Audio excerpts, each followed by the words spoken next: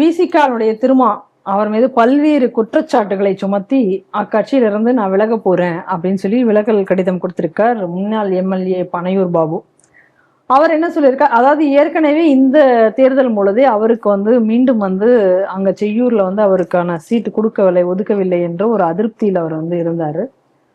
இந்த நிலையில இப்ப விசிகா திமுகவில இருந்து விலகி தாவேகானுடைய கூட்டணியில போய் முதல்ல அமைச்சரவையில வெளியில இருந்து ஆதரவு தருவோம்னாங்க. அப்புறம் அமைச்சரவையிலையும் இப்ப அவர்கள் பங்கேற்றிருக்கார்கள். இது அவருக்கு பிடிக்கல அப்படிங்கிற மாதிரி பனையூர் பாபு அவருடைய கடிதத்துல தெளிவாக குறிப்பிட்டிருக்கார். எனக்கு ஒரு வியப்பும் வேதனையுமாக இருக்கு இங்க விசிகா இன்னைக்கு எடுத்திருக்கிற முடிவு அப்படிங்கிறது. ஏற்கனவே தாவேகா வந்த பொழுது அவங்க என்ன சொன்னாங்க, இது RSS மற்றும் பாஜகவினுடைய பிள்ளை அப்படின்னு இவர் சொன்னாரு. அப்படின்னு சொல்லிட்டு இப்ப ஏன் அந்த பிள்ளைய போய் இவர் தத்தெடுக்கிறாரு?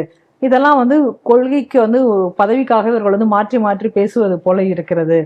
எனக்கு இந்த மாதிரி இவர்கள் அவங்களுடைய கொள்கையிலிருந்து இவ்வளவு நாள் போன கொள்கையிலிருந்து இவர்கள் மாறி விலகி செல்வதாக எனக்கு தோணுது. அது எனக்கு ரொம்ப அதிருப்தியை கொடுக்கிறது. அதனால நான் இனி விசிகாவில் பயணிக்க விரும்பல, அதனால இதுல நான் விலகுகிறேன் அப்படின்னு சொல்லி இன்னைக்கு ஒரு கடிதம் கொடுத்திருக்கிறார். இது ஒரு பக்கம் இருக்குன்னா, இன்னொரு பக்கத்துல அதிமுக தரப்புல இருந்தும் இனி ஏற்கனவே 2ஆக உடைஞ்சது அதெல்லாம் நம்ம பார்த்தோம். CV சண்முகம் தலைமையில ஒரு குரூப் போனாங்க ஏற்கனவே. அதுல இருக்கக்கூடிய ஒரு 3 பேர் இன்னைக்கு அவங்களுடைய MLA பதவியை ரிசைன் பண்ணிட்டு இன்னைக்கு தாவேகாவுல போய் இணைஞ்சிருக்காங்க. அது கூட எப்படி அப்படின்னு பார்த்தா அது யார் 3 பேர்னா, மரகதம் குமாரவேல், ஜெயக்குமார், சத்யபாமா 3 பேரும் அதுல பிரிஞ்சு போய் இணைஞ்சிருக்காங்க. இவர்களுடைய ராஜினாமாவை கொண்டு போய் கொடுத்து அந்த ராஜினாமா ஒப்புதல் வழங்குவதற்கு முன்னாடியே வேகமாக தாவேகா உறுப்பினர் கார்டுகள் எல்லாம் போடப்பட்டது அப்படிங்கிற செய்தி எல்லாம் வந்திருக்கு. அது எவ்வளவு அவசரமாக உடனடியாக ஆதவ அர்ஜுனாவை போய் இவர்கள் பார்த்திருக்காங்க. இவ்வளவு நடந்ததை வச்சு இவங்க என்ன சொல்லிட்டு இருக்காங்க அப்படின்னா, ஒரு குதிரை பேரம் நடந்து கொண்டிருக்கிறது இங்கே தமிழகத்துல அப்படிங்கக்கூடிய ஒரு குற்றச்சாட்டும் இன்னைக்கு எழுந்திருக்கிறது.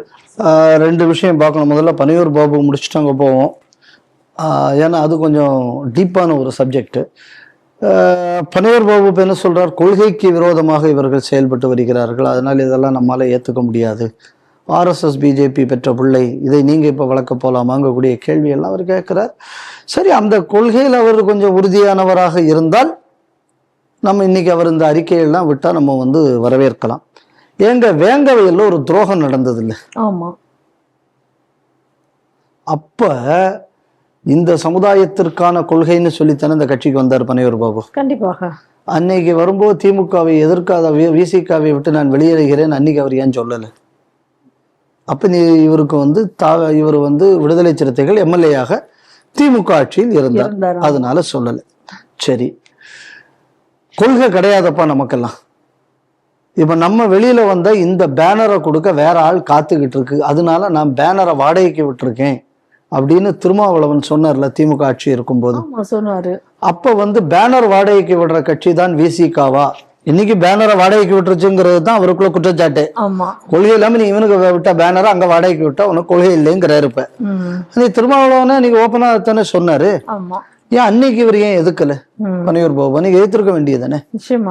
அப்ப என்னைக்குமே வாடகைக்கு விட்டு பிழைக்கிறவர்களுக்கு திடீர்னு என்ன இன்னைக்கு உரிமை கோரக்கூடிய புத்தி வந்தது? வேற ஒண்ணும் கிடையாதுங்க. என்னன்னா அப்படின்னா, இவருக்கு MLA சீட்டு கொடுக்காம ஒரு ஓரம் கட்டியாச்சு.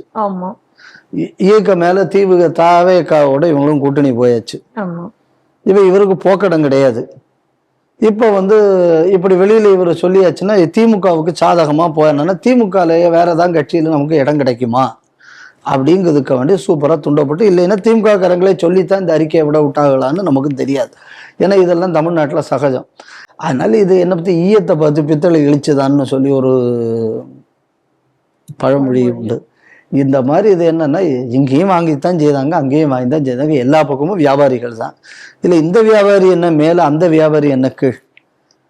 அதனால இதுல பெரிய ஏதோ கொள்கைக்காக இவர் இன்னைக்கு வெளியில வந்துட்டார்ல, கொள்கைக்காக அங்க விடுதலை சிறுத்தை போயிடுச்சு.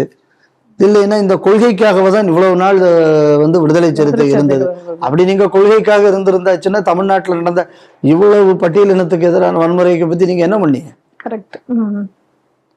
எந்த கட்சியுமே கொள்கையில கிடையாது. ஒரு சின்ன உதாரணம் சொல்ல, இப்ப இந்த அசம்பிளி முடிஞ்சது, போன அசம்பிளி, அதாவது இந்த 7 அடி மனுஷன் அந்த அப்பாவோட கடை, அவரு சபாநாயகராக இருந்த கடைசி. இதுல பாருங்க, இந்த தோத்த கட்சிகள் அதெல்லாம் எடுத்து பாரு. நான் வந்து அதுல வந்து தர்மம் வந்து ரொம்ப வலுவானதுன்னு நான் நினைக்கிறேன்.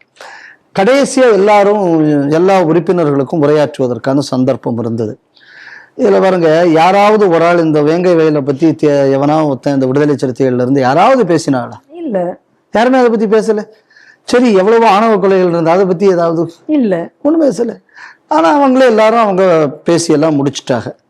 அதே மாதிரி பிஜேபியில ஒரு 4 பேர் இருந்தாங்க எம்எல்ஏயா. யாராவது ஒரு ஆள் திருப்பரங்குன்றத்தை பத்தி பேசினாங்களா? இல்ல, பேசல. பேசினாங்களா? இல்ல, யாரும் பேசல. அதனால இந்த எந்த கட்சிக்குமே கொள்கை கிடையாது. இந்த கொள்கை இல்லாததுனால இவர்கள் தோற்கவும் செய்திருக்கிறார்கள். கண்டிப்பாக அதுவும் நம்ம புரிஞ்சுக்கலாம். இப்ப ஜெயிச்சவர் மட்டும் கொள்கையோட ஜெயிச்சாரான்னு கேட்காதீங்க. அது கொள்கை இல்லை என்பதை அறிவித்தே அவர்கள் இருந்தார்கள். உங்களுக்கு அவங்க பெட்டர்னு நினைக்கிறேன் நான். ஏன்னா எனக்கு கொள்கை கிடையாதுன்னு சொல்லிட்டான். ஓபனா சொல்லிட்டேன். எனக்கு கொள்கை ஒன்றும் கிடையாதப்பா. அம்பேத்கரும் எனக்கு தான், ஈவேராவும் எனக்கு தான், இவரும் எனக்கு தான், அவரும் எனக்கு தான். ஆனா அவருக்குள்ள கடவுள் இல்லாயிருங்கிற மறுப்பை நான் ஏற்றுக்கொள்ள மாட்டேன். இவருக்குள்ள இது என்ன? அதனால இது வந்து நீங்க முழுக்க வந்து என்னன்னா கொள்கை இல்லைன்னு அறிவிச்சு ஒரு கட்சி அது. நான் இது கொள்கைன்னு சொல்லி விட்டு கடைசியில வந்து கொள்கைக்கு துரோகம் பண்ற கட்சிகள். அதனால துரோகி தோத்தான், துரோகம் தான் என் தொழில்னு சொன்னவன் ஜெயிச்சுட்டான். இதுதான் இந்த தேர்தல் நம்ம கவனிச்சது. அடுத்தது என்னன்னா, அதிமுக இருந்து ஒரு 3 பேர் அங்கே சென்று விட்டார்கள். நல்லா தெரிஞ்சுக்கணும், அணுவா அதிமுகவை அழிச்சுக்கிட்டு இருக்காங்க. இதுக்கு மேல அதிமுக எழும்பிடவே படாதுங்கிறதுல ரொம்ப அட்டகாசமா அந்த கேமை விளையாடுறாங்க. முதல்ல 2ஆ பிரிச்சாங்க. இப்ப 2ஆ பிரிஞ்சு வந்ததுல ஒரு பகுதியில இருந்து கொஞ்சம் பேர் வெளியில வந்தாச்சு. இதுக்கு மேல அந்த கட்சியை ரிவைவ் பண்ண மாதிரி இனி அங்க லீடர்ஷிப்பும் கிடையாது. அப்ப இது வந்து அதிமுகவுக்குள்ள முடிவுரையை முந்தைய நேத்திக்கு வந்த தாவேக எழுதி கொண்டிருக்கிறது.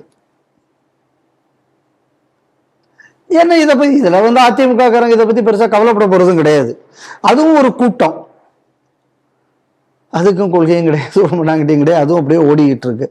ஸோ அதனால இப்ப என்ன அப்படின்னா, குதிரை பேரம்னு அதை பத்தி இப்ப எல்லாரும் பேசுறாங்க.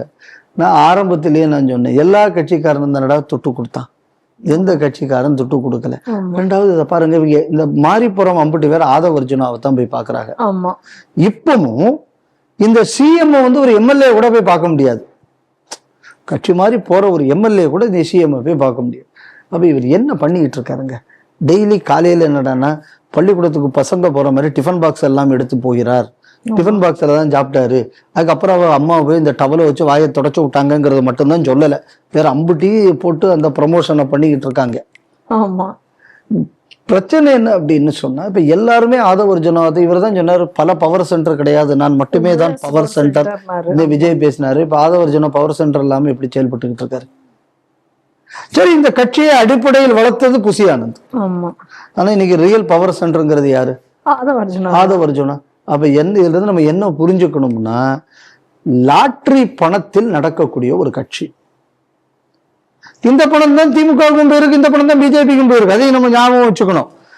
ஏன்னா இந்த யாரெல்லாம் இந்த கட்சிகள்ல பாண்டு விலைக்கு வாங்கினாங்கன்னு பார்த்தா, இந்த இவங்க லாட்டரி மார்ட்டின் தான் எல்லா கட்சிக்கும் டொனேட் பண்ணியிருக்காருன்னு வருது. அப்போ அதிமுக ஆட்சி வந்தாலும், திமுக ஆட்சி வந்தாலும், பிஜேபி ஆட்சி வந்தாலும், தாவேக ஆட்சி வந்தாலும் லாட்டரி மார்ட்டின் குடும்பம் தான் வாழப்போகிறதுங்கிறத நம்ம புரிஞ்சுக்கணும். இதுல வந்து எந்த கட்சியோ, இது பேர் ஜனநாயகமா? இவர் பணநாயகம். அடுத்தது என்ன நீங்க கவனிச்சீங்கன்னா, இந்த ஆதவர்ஜுனா சொந்தக்காரங்க வந்து அதிமுக எம்எல்ஏயா. அப்ப அந்த எம்எல்ஏ தான் இந்த பிரிச்சு வந்த சிவி சண்முகம் குரூப்ல இருந்துச்சு. அந்த அம்மா இன்னும் அந்த குரூப்ல தான் இருக்கான். 3 பேர் தான் போயிருக்காங்க. அப்ப அந்த அம்மா ஏன் அங்க பாக்கி இருக்குன்னு புரிஞ்சுக்கிட்டீங்களா? இன்னும் பாக்கி வேலையை முடிச்சுக்கிட்டு வரதுக்காக வேண்டிய அந்த அம்மா அங்க வச்சிருக்கா.